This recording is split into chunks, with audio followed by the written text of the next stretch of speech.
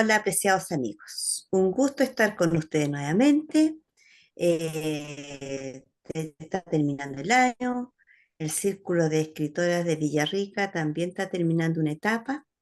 Esperamos que les haya gustado nuestros programas. Gracias por los que nos visitan y por los que nos visitarán también en este programa tan especial que con mucho, mucho, mucho cariño lo hemos preparado para cada uno de ustedes. Faro literario desde la niebla a la libertad de escribir. Hoy vamos a analizar una escritora muy, muy potente, muy creativa y también vamos a descubrir algunas facetas que no conocíamos de ella. No le voy a decir el nombre porque lo van a descubrir a través de las intervenciones de mis amigas. Para todos ustedes, una cordial bienvenida.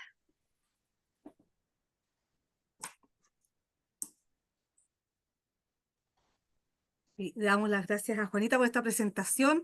Estamos ya en nuestro último programa de nuestra temporada, cuarta temporada, y que hemos dedicado a analizar y a conocer el trabajo de nuestras escritoras chilenas. Hoy día vamos a ir conociendo, que yo creo que ya todos conocen, pero no conocen en la profundidad que de repente debiéramos tomarnos en detenernos a saber un poco más de la persona, la mujer, la escritora, sus emociones, su trabajo, el por qué, qué fue lo que la motivó a escribir. Y vamos a conocer algunas cosas que tienen relación con esto a través del programa de hoy y, por supuesto, la invitación, ¿no es cierto?, es a quedarse con nosotras para poder seguir conociendo y en especial de esta gran escritora. Bueno, parto diciendo de que ella fue la primera mujer que recibió el Premio Nobel de Literatura en Latinoamérica, ¿ya? Así que vayan sacando las cuentas ahí, quién será, a ver si mis compañeras me pueden decir, abran sus micrófonos y cuenten a ver quién será, a ver, abran sus micrófonos y digan. Gabriela Mistral. Muy bien, Lucía. muy Lucila Lucía. Godoy Alcayaga. eso, excelente. Justamente de ella es quien vamos a conversar hoy día en este programa. Y vamos a referirnos a la forma de escribir de Gabriela Mistral y de cómo marcó profundamente la literatura chilena y latinoamericana, porque ella logró capturar con una voz única, súper importante esto, única los sentimientos más universales a través de una sensibilidad personal, maternal y social.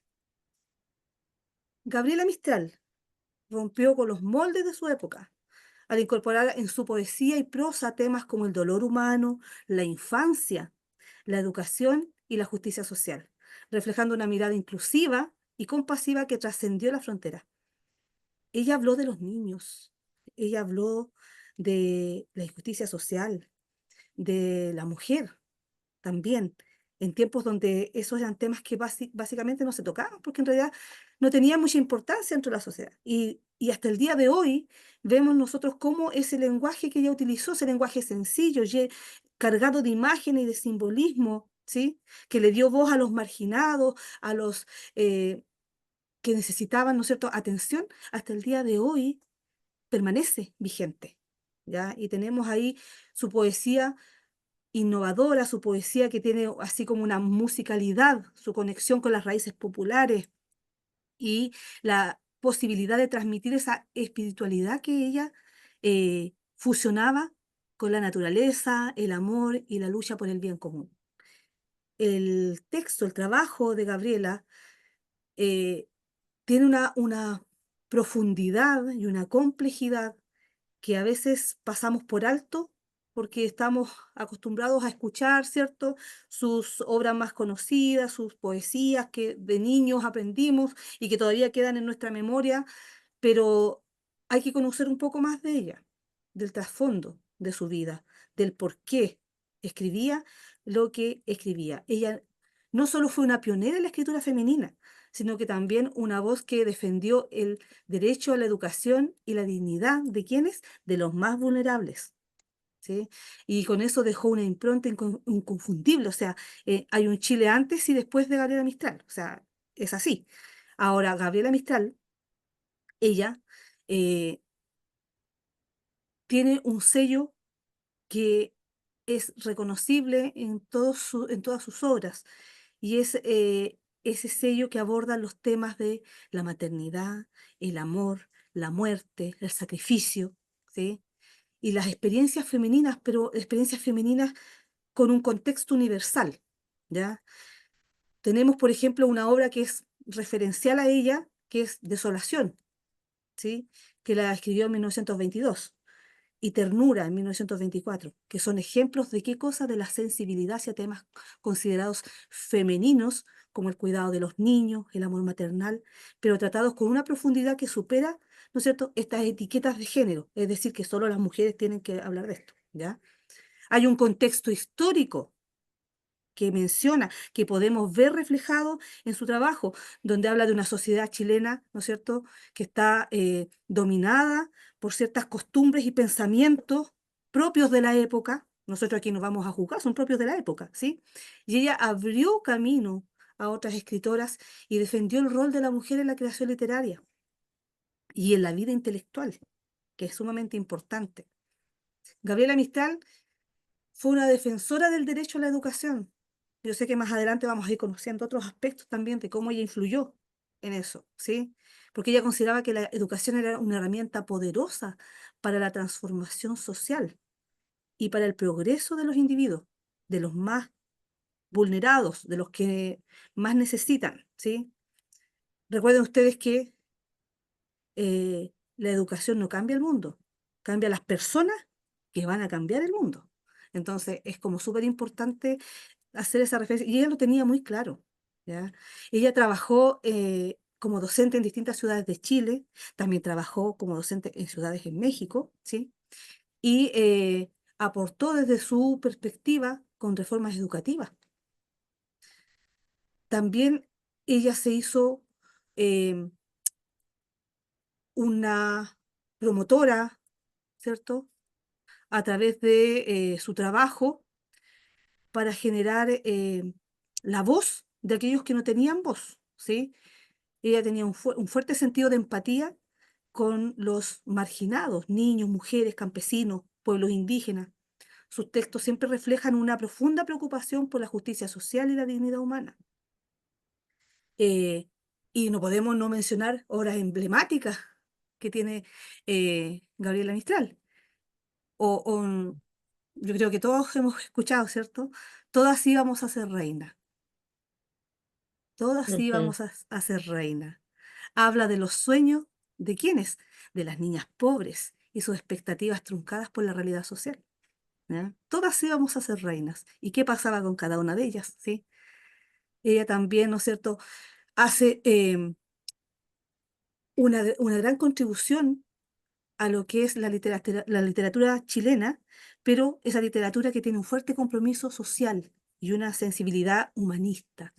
Ella tiene un estilo poético y su mensaje, que está cargado de ética, influye en las generaciones de escritores que vienen después, ¿sí? Y deja un legado, sin duda, que eh, trasciende a la poesía, que combina el lenguaje sencillo con una profunda una cosa de espíritu, una cosa de alma, ¿sí? Un simbolismo, característica que convirtieron a todo lo que ella escribió, a su trabajo en sí, en una, con un sello distintivo. O sea, sabemos cuándo escribe la Mistral, ¿sí? Uno reconoce cuando escribe ella. Ahora, fue reconocida por Pablo Neruda, ¿sí? Reconocieron su influencia y el legado que ella dejó, ¿ya? En esa época donde era complejo que una mujer eh, incursionara en este ámbito, ¿no es cierto?, de la intelectualidad, de las letras, era complejo. Gabriela Mistral fue una pionera en la escritura femenina, ¿sí? Una defensora incansable del derecho a la educación, una voz comprometida con la dignidad de los que no siempre tienen voz para luchar por sus derechos, ¿sí? Ella fue un personaje reconocido a nivel internacional, a veces no tan reconocido aquí en Chile.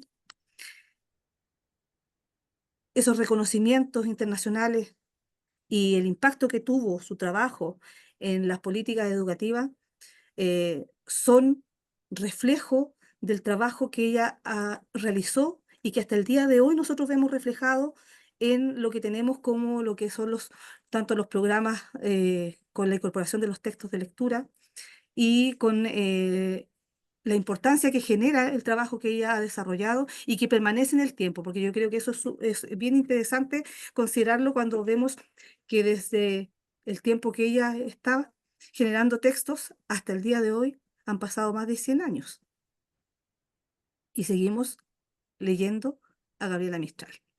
O sea, si alguien no deja huella de esa forma, no podemos considerar que dejó huella, o sea, no creo que podamos referirnos a nadie más si estamos leyendo todavía sus textos y son tan atingentes a la realidad que vivimos hoy.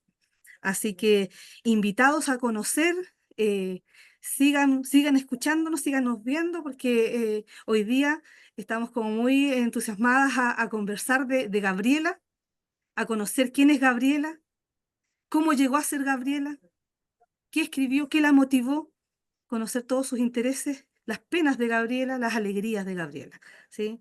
Y para eso voy a dejar a Patricia, que nos va a hablar de aquellos pensamientos que han influido hasta el día de hoy en todo lo que nosotros conocemos de Gabriela Mistral. Sí, buenas tardes o buenas noches, según el país que nos estén escuchando. Es apasionante estudiar a Gabriela y a mí la verdad que es una de las escritoras que a mí me inspiró y cuando empecé a escribir hubo un escritor que me dijo, inspírate en Gabriela. Yo soy un granito de arena empezando en estas artes de la escritura. Y averigüé de Gabriela Mistral y la educación, una historia en la sombra. Premio Nobel, maestra rural, poeta de la infancia. Poco se sabe del rol que cumplió en los procesos de transformación de la educación latinoamericana, de su abundante producción de prosa sobre educación pública y de su participación en innovadoras políticas en esta materia. Cuando en 1922 el secretario de Educación de México, don José Vasconcelos, invita a Gabriela Mistral a colaborar en las reformas educativas de su país, el presidente chileno Arturo Alessandri dijo que habían otras chilenas más inteligentes y dignas de ser invitadas a semejante labor. Vasconcelos, en un telegrama que emitió después de su visita a Chile a fines de ese año, respondió: más convencido que nunca de que la mujer de Chile estaba en México, era Gabriela, y ella era la que iba a estar en esos proyectos, ¿no?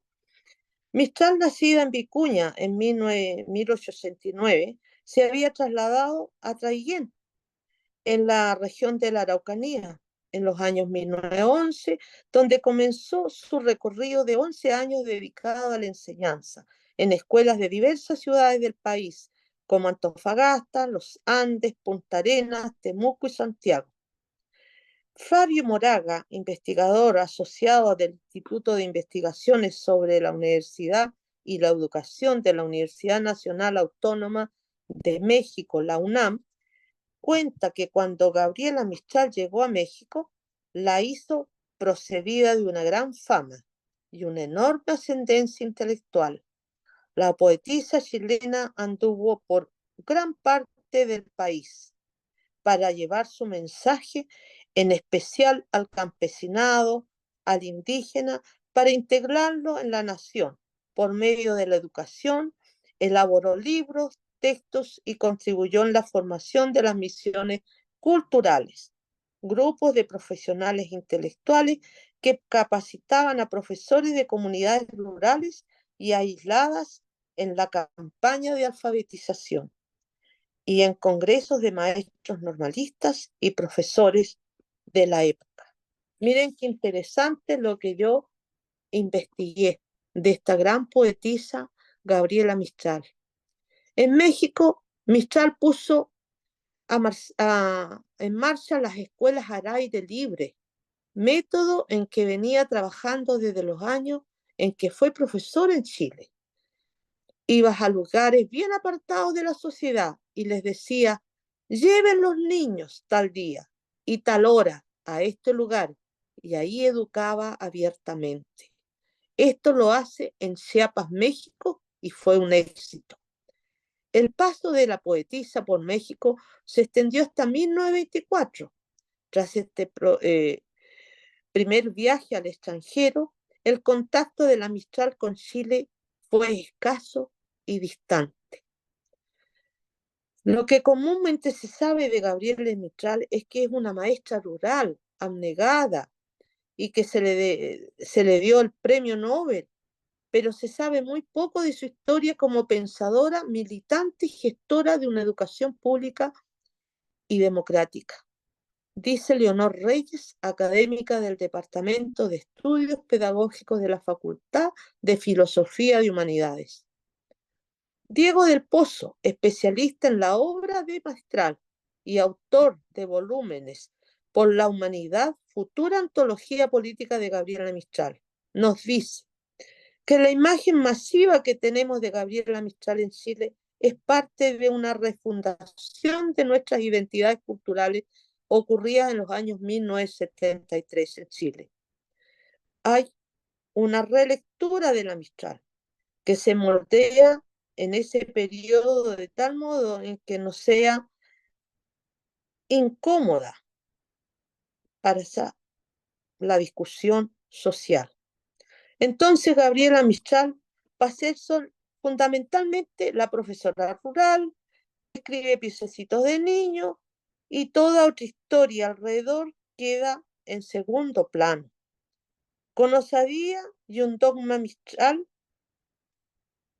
alimenta una redefinición de educación pública en que prima la diversidad cultural de ideas y pensamientos. La tarea hoy, desde el punto de vista educacional, es reconstituir sujetos plenos que sean capaces de mirar el mundo que tienen alrededor, de entenderlo y de actuar críticamente. Ahora se están abriendo los espacios para que reaparezcan las grandes figuras del pensamiento chileno como Mistral. Miren qué interesante y el legado que dejó en educación y fue reconocida y su aporte fue grande en México. Acá todavía se están tomando los textos y yo espero que se vaya tomando en cuenta lo que ella dejó, ¿no? Por el bien del país y la educación, que es importante. Ese es mi aporte. Ya.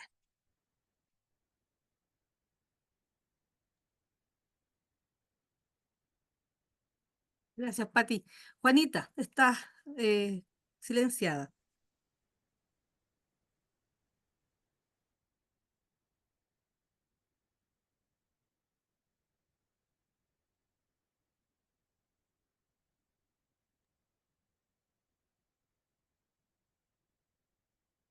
A ver, la Juanita ahí que abra su micrófono.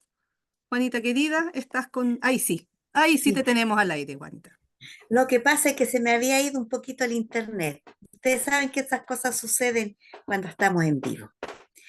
Gracias, Patricia. Yo le quiero dar algunas fechas importantes que tengo aquí en esta revista de educación, se las quiero mostrar. Esta es una revista de educación donde habla de Gabriela Mistral íntima y total. Y de esta revista de educación que yo encontré en la biblioteca del colegio, salen algunas fechas bien importantes, como que en el año 1923 el secretario de Educación de México, como decía Patricia, invita a organizar la enseñanza en México. Y en 1922 el Instituto de la España de Nueva York publica Desolación. En el año 1924, en México publican Lecturas para mujeres destinadas a la enseñanza del lenguaje. En 1924 aparece la segunda edición de Ternura. También en el año, se fijan los años seguiditos, no dejaba mucha brecha entre una obra y otra. Más o menos 2 años estuve viendo yo más o menos que demoraba ella. En el 1926 es delegada por Chile en la Sociedad de las Naciones y en el año 28 asiste al Congreso de Academia de la Lengua en Madrid.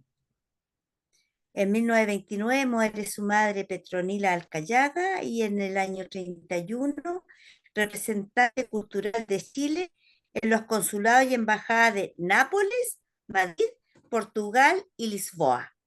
Imagínense cuán importante es nuestra Gabriela. Y en el año 35 recibe a un hijo de un sobrino sin madre y ella lo adopta. En el año 1936 vive en Brasil como embajadora cultural. Publica su tercer libro Tala en el 38 y colabora en la campaña presidencial de Pedro Aguirre Cerda. En el año 1945 recibe el Premio Nobel de Literatura, haciendo hincapié en que es la primera mujer latinoamericana que recibe ese honor. Y también, aquí seguimos que en el año 1950 publica sus Poemas de las Madres. En el año 51 le otorgan el Premio Nacional de Literatura. Ahí recién Chile la reconoce. También en el año 54 publica su poemario Lagar y muere en Nueva York en 1957. Y de ahí en adelante vienen muchas obras póstumas que escritores se encargaron de divulgar la obra de nuestra Gabriela Mistral. Y en el año 2008 muere Doris Dana, no, perdón, Doris Atkinson, hace donación de todo el legado de Gabriela Mistral al gobierno de Chile. Y eso lo voy a contar en un ratito más. Así que ahora, Elianita, te toca a ti. A ver, yo les voy a compartir algo que yo creo que es la etapa más triste de la vida de Gabriela Mistral, cuando su hijo adoptivo, Juan Gabriel Godoy, se suicida a los 17 años, en el año 1947. Es tanto lo que ella le afecta. Yo voy a leer un poema, una parte de un poema que ella escribe, y dice así, se llama Los sonetos de la muerte. Del nicho helado en que los hombres te pusieron, te bajaré a la tierra húmeda y soleada, que he de dormirme en ella los hombres no supieron, y que hemos de soñar sobre la misma almohada. Te acostaré en la tierra soleada, con una dulcedumbre de madre para el hijo dormido, y la tierra ha de hacerse suavidades de cuna al recibir tu cuerpo de niño dolorido. Luego iré espolvoreando tierra y polvo de rosas, y en la azulada y leve polvareda de luna, los despojos livianos irán quedando presos. Me alejaré cantando mis venganzas hermosas, porque a ese hondor recóndito la mano de ninguna bajará a disputarme tu puñado de huesos.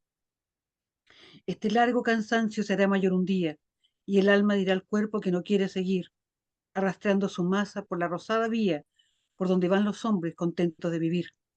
Sentirás que a tu lado cavan briosamente, que otra dormida llega a la quietud, a la quieta ciudad. Esperaré que me hayan cubierto totalmente y después hablaremos por una eternidad. Es tan triste, tan triste este poema que habla de Jin Jin, este joven que ella adoptó, que crió y que amó como un hijo, y le afectó tanto que dicen algunos especialistas que ella se trastornó de dolor, que hubo un periodo que su mente está trastornada de pena, y dicen que casi no hay escrito de las cartas que ella escribió hace tiempo, muy pocos poemas de tanto dolor, pero le escribe a una amiga que se llama Palma, que quiero leerles un fragmento solamente, y dice así: Palma, mi niño se fue, estoy viviendo un sueño horrible, mi corazón está destrozado, no sé cómo seguir viviendo sin él. Era mi razón de vivir, mi luz, mi todo. Ahora estoy en tinieblas, en un vacío inmenso. No puedo escribir más, me duele demasiado. Es tan fuerte. Él se suicidó a los 17 años, en el año 1947, como les contaba. Imagínense lo que es para una madre porque un hijo adoptivo uno es madre igual, lo que fue para ella. Ella sentía culpa, sentía dolor, sentía todo lo que significa, es que a lo mejor no estuve, a lo mejor no me di cuenta, a lo mejor no percibí realmente lo que él estaba viviendo. O sea, yo creo que una muerte más dolorosa que puede haber es el suicidio. Me llama la atención, ¿por qué creen ustedes que le decían Yin Yin? Para pasar un poquito de esta parte demasiado triste. ¿Por qué creen ustedes? ¿Sabe alguno de ustedes por qué le decían Yin Yin? Mm, ¿No? ¿Sus caras son no?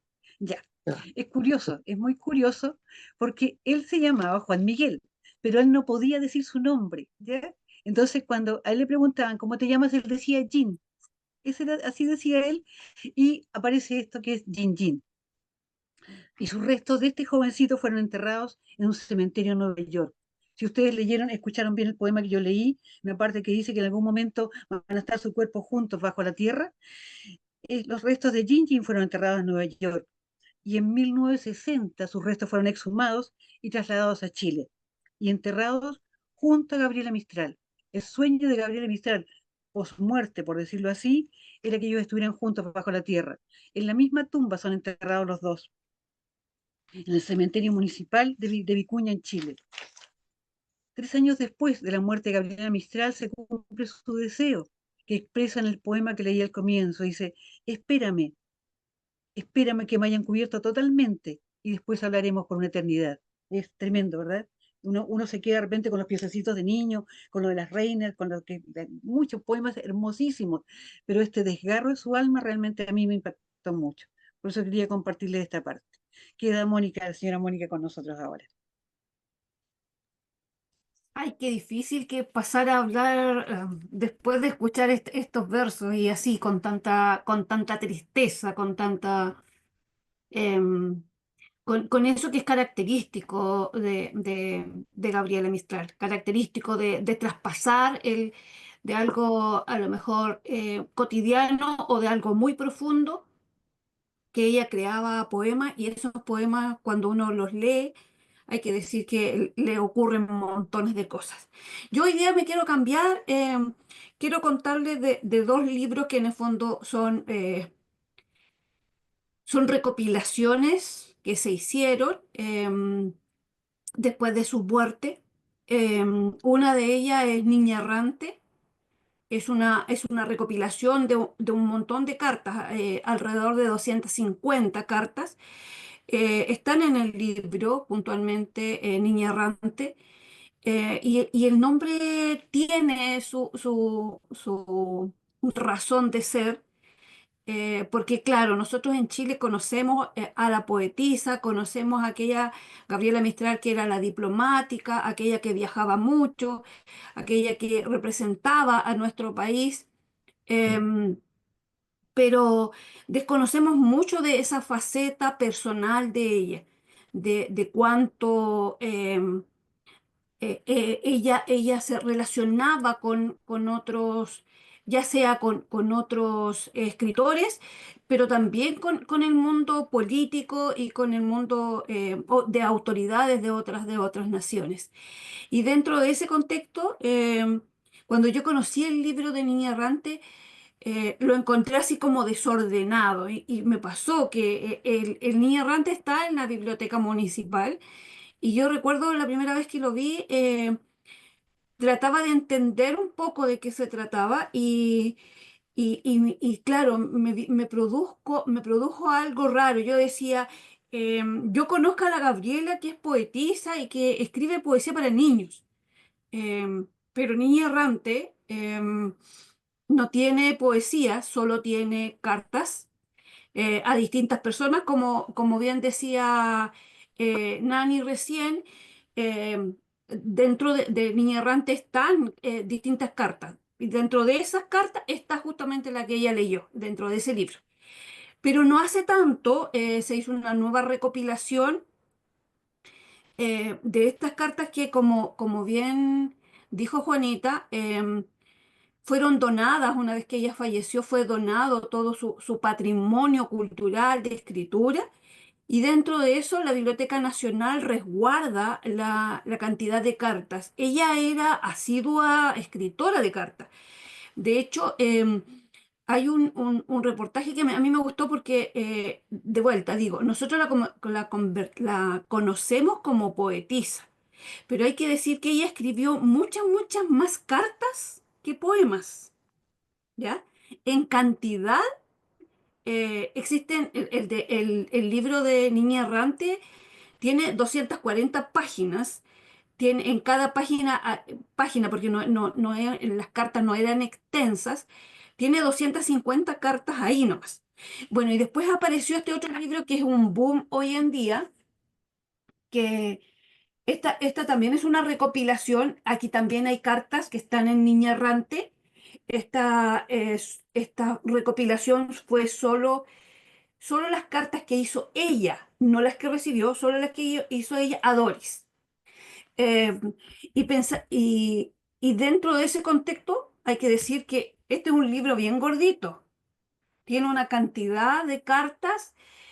Hay algunas que tienen cartas fechadas, días consecutivos, es decir, hoy, mañana y pasado. Las cartas están con fechas, y eso hace que también uno conozca de primera fuente como el día, el cotidiano de Gabriela Mistral. Y eso también es enriquecedor porque muchas veces nos creemos que el que escribe o aquel que es diplomático tiene una vida tan distinta a la nuestra, pero en las cartas de Doris, vida mía, hay una cotidianidad, hay algo que trasciende a todos los humanos, que es cómo estamos en el día, qué cuento hoy día en una carta, qué le digo a la otra persona.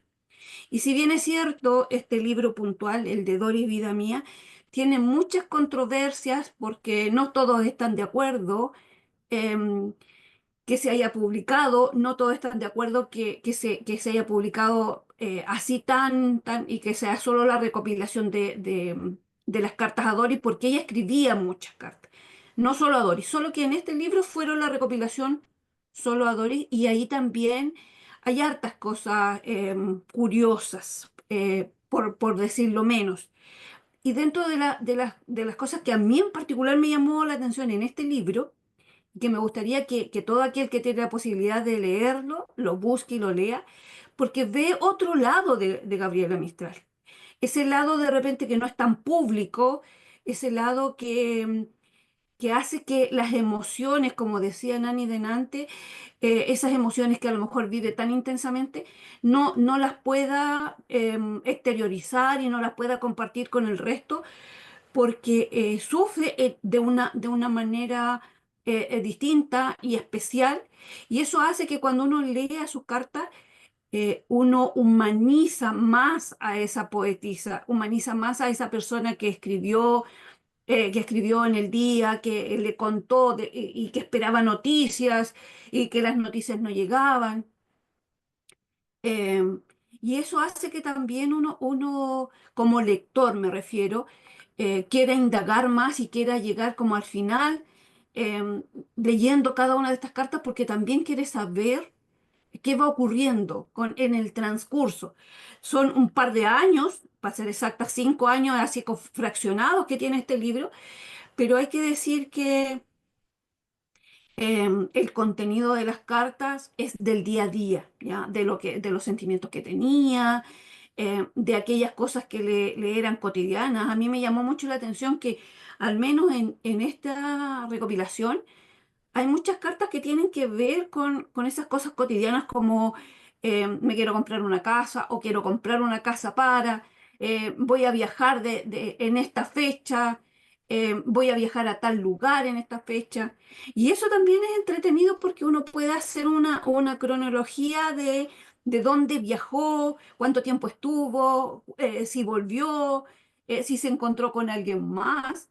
Y entonces esta recopilación hace que uno viaje un poco por ese mundo de la poetisa, pero también de la diplomática, sobre todo de la persona que hay detrás de Gabriela Mistral. Em, lo que sí a mí me llamó la atención, que también creo que la crítica lo ha establecido y lo ha dicho, es que en esta recopilación, Gabriela Mistral en muchos casos escribe ella de puño y letra, vienen alguna referencia para que uno busque el texto original, y en el fondo ahí aparece como un él. Y ese él también a uno le curiosea, le dice, bueno, aparece en muchas cartas cuando se refiere así como a esa parte dura de Gabriela Mistral, se refiere a un hombre. Y lo deja reflejado así en masculino. Y eso también hace que en el fondo uno busque y quiera saber si esas cartas realmente existen o no. Y bueno, y la Biblioteca Nacional dice que sí están. Hay un apartado en este libro puntual que dice que la recopilación está, em, no es de uso así como público, porque en el fondo se necesita autorización para verla, pero a mí me gustaría que se quedaran como em, con esta idea, más que solo con la idea de que existen cartas desde Gabriela Mistral a otra mujer. Dice, nadie como Lucía Godoy Alcayaga ha tenido tantos y tantos y diversos perfiles, públicos y privados, pero ninguno como Gabriela ha sido celebrada, negada, repudiada, leída, releída, torcida y disputada desde tantas dimensiones. Ese es es el primer texto que aparece, que en este caso está pensado para dar la explicación de esta recopilación, para que el lector entienda de dónde vienen las cartas, em, y por qué en el fondo se decidió que fueran solo las cartas que escribió Gabriela y no las que escribió Dana. De hecho, em, está pensado que en el fondo solo vayan de aquí. Entonces, a veces hay incógnitas, también es entretenido en esos libros que uno espera y piensa, ya, pues responde, porque queremos saber la respuesta de lo que dice de aquí para allá. Y bueno, y en las siguientes páginas, dos o tres para allá, todavía Gabriela está esperando una respuesta y el lector también se queda por la respuesta porque en algún momento ella, en alguna de sus cartas, dice que como diplomática alguien le abre las cartas, que las leen a alguien antes que ella. Y eso también hace como que, wow, y uno dice, el sistema de carta, no sé, al menos lo que yo tengo entendido y lo que dice la legislación en muchos países, dice que nadie más que el destinatario podía ser leída esa carta. Y ella lo manifiesta.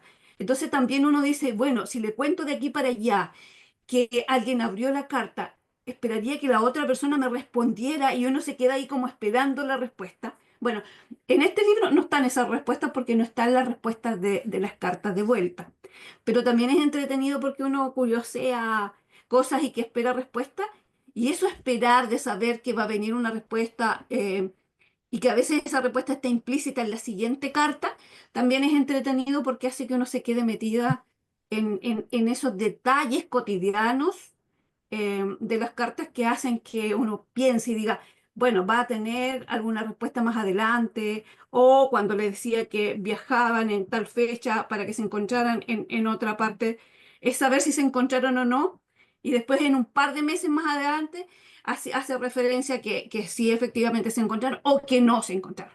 Y eso también hace que el libro sea entretenido desde esa perspectiva, porque es un juego que permite en el fondo al lector estar como pendiente de cada detalle de las cartas, porque más adelante seguramente van a haber detalles en las siguientes cartas que van a hacer alusión a las anteriores. Así que creo que están cordialmente invitados a leer Doris Vida Mía, cartas de Gabriela Mistral, em, y que a no entramparse en los temas de las cartas, sino a disfrutar como alguien escribe cartas comunes y corrientes, ¿ya? Hay algunas muy crudas, hay algunas muy emotivas, hay algunas como con furia, hay otras con ternura. Son 5 años de carta, entonces el ser humano pasa por esos distintos vaivenes y aquí en estas cartas están reflejadas eso. Así que la invitación es a que si lo encuentran, lo lean. Es una versión distinta de lo que nosotros conocemos de Gabriela Mistral. Dejo con ustedes entonces a nuestra querida Uberlita. Querida Mónica, antes de darle paso a V, Juanita tiene algo que se le había quedado en su tintero y antes de que avancemos tiene que mencionarlo. Así que querida V, de ahí vas tú, después que Juanita nos cuente qué es lo que nos quería decir. ¿Ah?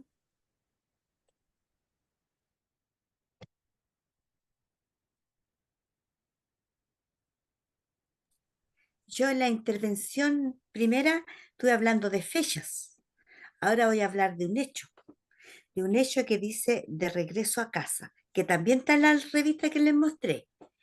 Eh, Doris Dana fue la heredera de toda la producción de Gabriela Mistral. Fue la albacea y ella era una escritora norteamericana, estadounidense, y toda la obra quedó para ella. Y Doris Dana quería que toda la obra de Gabriela Mistral se quedara en Estados Unidos. Ella como estadounidense quería que todo ese precioso legado, ese tesoro, quedara en Estados Unidos. Pero al morir ella, Doris Atkinson, que era sobrina de Doris Dana, decidió que no. Decidió que toda la obra de Gabriela Mistral se viniera a Chile. Y yo les quiero contar que también Gabriela Mistral quería que su obra se quedara en Estados Unidos. Eh, Gabriela Mistral tenía dolor de cómo la habían tratado aquí en Chile. ¿Y saben por qué? Porque ella fue autodidacta. Dice que ella nunca ejerció la profesión de maestra con un cartón, porque ella fue totalmente autodidacta. Y hay una frase muy bonita en el libro, en esta revista, que dice: Gabriela Mistral vivió el hambre y la avidez por la lectura. Y ella se educó a través de los libros. Y una de sus maestras que le enseñó mucho a ella fue su hermana. Y su hermana ocupaba la Biblia para enseñarle. ¿Sabían eso? Por eso Gabriela Mistral es muy devota de Dios, porque toda su iniciación en la lectura fue a través de la Biblia. Y otro dato interesante que les quiero contar antes de seguir el regreso a casa es que ella nunca usó escritorio para escribir. Ella usaba una tablilla en las rodillas y así escribía. Así que cuando le venía su inspiración o quería escribir algo, sacaba su tablilla, se la ponía en las rodillas y podía escribir en cualquier lugar, ya sea viajando, en el campo, donde sea, ella andaba con su tablilla y ahí escribía ella. Otro dato interesante que lo saqué acá y que les quiero contar ahora, que el 10 de diciembre de 2007, en la sala Ercilla de la Biblioteca Nacional, se hizo una ceremonia muy sencilla, pero muy emotiva, donde se hizo la recepción de 168 cajas. Y en esas cajas venían fotografías, cartas, que fueron las que se están publicando después, películas, cintas de audio, textos inéditos, poesía y prosa, además de cuentos personales, perdón, de objetos personales. Y toda esa ardua labor tuvo a cargo de la Diván. Pero antes que llegaran esos datos, fue el don Pedro Pablo Segers, a Estados Unidos a filmar, a grabar todo ese legado, porque se pensaba que se iba a quedar en Estados Unidos, pero no, se vino a Chile. Y hay que reconocer que Nivia Palma fue la directora de Diván, que ella reconoce en Gabriela Mistral a una luchadora, como decían nuestras compañeras, que peleó mucho por el voto femenino chileno y para que la mujer tuviera un espacio en el ámbito político. Así que esas cosas quería contarle, que gracias a la sobrina de Doris Dana pudo llegar todo el legado de Gabriela Mistral a Chile. Gabriela, en este mismo libro sale una periodista, le dice: ¿tú quieres volver a Chile? No, dice, yo vengo de paso y me vuelvo, porque aquí me van a decir primero, una escritora, me van a llenar de halago. Después me van a decir, ahí viene Gabriela Mistral. Y después van a decir, ahí anda esa. Porque ella quedó muy dolida por un hecho que le ocurrió en la infancia cuando la trataron de ladrona.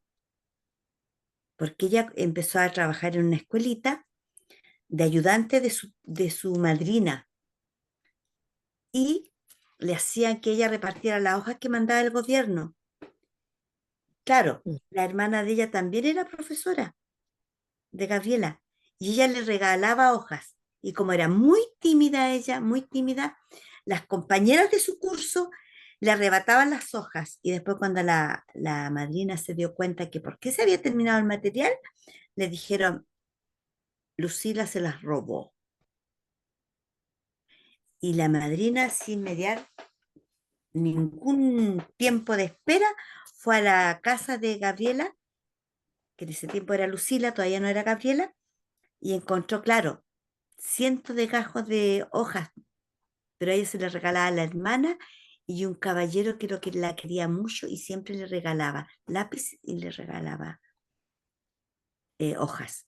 Y ella en su timidez no se pudo defender. Y ese hecho la marcó. Es un detalle importante. Por eso no nos apresuremos a juzgar sin saber. Ya, Uvecita, te toca.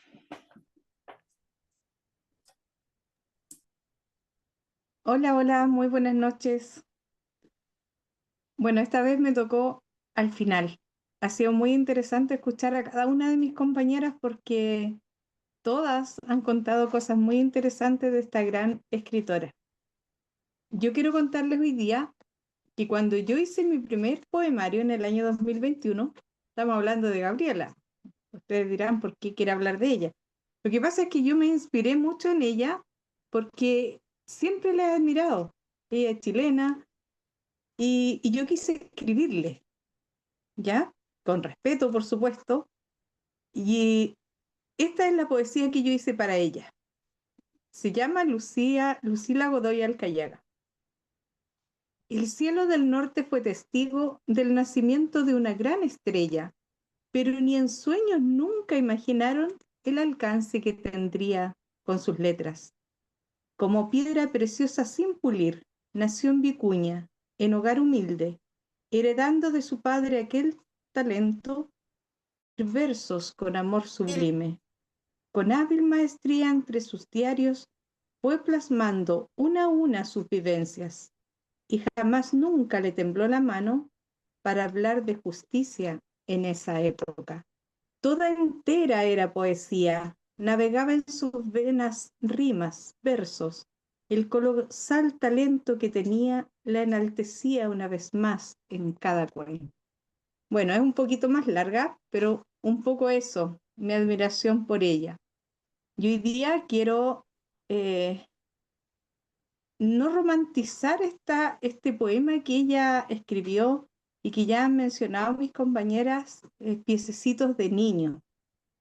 Piececitos de Niño fue escrito en el año 1919 en Punta Arenas, cuando nuestra querida escritora tenía 30 años. Ya en ese tiempo ella era directora de un liceo en esa ciudad. Y ahí podemos entender por qué hay una frase que dice piececitos de niño azulosos de frío, Punta Arena. Imagínense el frío que hace en nuestro sur. Y esto en el fondo no es un poema lindo, por así decirlo, tierno, sino más bien es una profunda preocupación que ella tiene por la infancia, por esa infancia desprotegida, una infancia vulnerable, a través de la imagen de estos frágiles piececitos, descalzos, heridos. Ella simplemente simboliza el abandono, la pobreza, la soledad. Hay una indiferencia de parte de las personas que deberían preocuparse de estos seres frágiles, tiernos, como son los niños, que no hacen prácticamente nada por ellos. Ella nuestra escritora ve ese abandono que existe y por eso lo plasma en este poema. También con admiración, porque esos niños, aún así, ellos como que le dan cara a la vida y continúan y crecen y se desarrollan a pesar de todo lo que les toca vivir. Pero el poema es eso, es una dura crítica a la insensibilidad humana. Es un llamado a reconocer y a proteger la fragilidad de los niños, de la infancia. Estos sufrimientos infantiles, ¿a causa de quién? De los adultos, que se supone que somos quienes tenemos que protegerlos. Porque en una parte dice, ¿cómo os ven y os cubren, Dios mío? O sea, no hacen nada. Ella, lo decían ustedes, fue una pionera en la escritura. Y nosotros como chilenos debemos de sentirnos muy honrados. En la cronología que hacía mi compañera, decir que ella fue la primera mujer latinoamericana que obtiene este premio Nobel es un tremendo orgullo. Así que esta noche yo creo que nos quedamos con el corazón muy lleno de alegría porque hemos conocido a una grande, a nuestra querida Gabriela Mistral. Este poema fue publicado en el año 1924 en el libro Ternura, ¿ya? Para que si quieren por ahí lo ven, lo leen y también reflexionen, porque tal como hemos dicho en muchas ocasiones, esto parece que pasó hace tanto tiempo, pero pronto llega Navidad. Yo como parte de una pastoral social puedo decir que siguen habiendo niños con piececitos azules de frío. Entonces, que sigamos a lo mejor tratando de hacer algo. Todos todos podemos hacer algo. Y es la única forma, si queremos tener un mundo mejor, que todos pongamos un granito de arena. Y siempre seamos muy preocupados de los niños. Ellos son el futuro. Nosotros ya nos quedan menos años, pero los niños son el futuro. Y realmente que estos piececitos de niños puedan caminar por jardines, por Edén, pero no sufriendo. Adelante, Juanita. Muchas gracias, Uvecita, por tu última reflexión. Es cierto, ya estamos llegando a finalización del año, se acercan fiestas, también hay piececitos heridos y también corazones heridos. Preocupémonos de ello. Queridos televidentes, queridos amigos, estamos llegando a la finalización de este programa. Damos muchas gracias a quienes han tenido la paciencia de escucharnos, de vernos. Sabemos que hubieron cositas que no salieron tan bien como hubiéramos deseado, pero le aseguramos que en cada programa fue hecho con mucho cariño para ustedes. Eh, Eso no lo pongan en duda. También estuvimos viajando entre escritoras locales de Villarrica, averiguando sus escritos, analizándolos, después en escritoras regionales y escritoras chilenas, mujeres valientes que desafían la sociedad y denuncian lo que no está bien. Chiquillas, chiquillos que nos están mirando, estamos finalizando, repito nuevamente, el Círculo de Escritoras de Villarrica desea miles de bendiciones para cada uno de los hogares que representamos y para los que nos están viendo, que nuestro corazón no se ponga duro, como decía Uvecita, y veamos a quienes están sufriendo. Y el Círculo de Escritoras de Villarrica le agradece nuevamente en nuestro programa El Faro Literario desde la niebla a la libertad de escribir. Muchas bendiciones para cada uno de ustedes y muchas gracias. Chao, chiquillos. Chao, digamos todos chao. Chao.